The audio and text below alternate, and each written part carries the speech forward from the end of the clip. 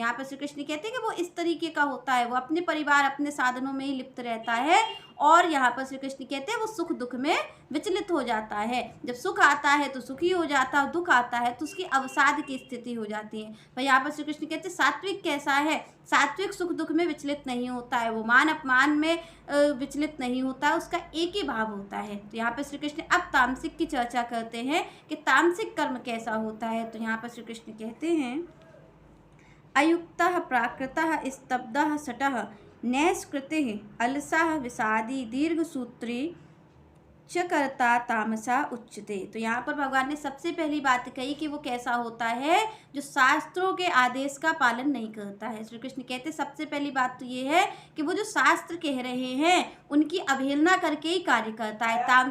तामसी का काम ही यही है। श्री कृष्ण कहते हैं कि जो शास्त्रों में लिखा है उनके कार्यों को न मानकर, उनके आदेशों को न मान करके मनमानी आचरण करना, तो श्री कृष्ण कहते हैं ये तामसी का गुण है। ये तामसी का गुण है कि वो इसी तरीके से कार्य करता है, मनमानी आचरण करता है। इसके साथ श्री कृष्ण कहते हैं कि वो क्या होता है, कि वो कपटी होता है। यहाँ पर श्री कृष्ण कहते हैं कपटी, तो यहाँ पर भगवान ने यूज किया सठ वर्ड का, कि वो सठ होता है। तो यहाँ पर कपटी जब भगवान ने कहा तो कपटी का मतलब क्या है, कि वो मुख से तो कुछ और बोलता है और मन में कुछ और सोचता है। श्री कृष्ण कहते हैं ऐसा उसका स्वभाव होता है।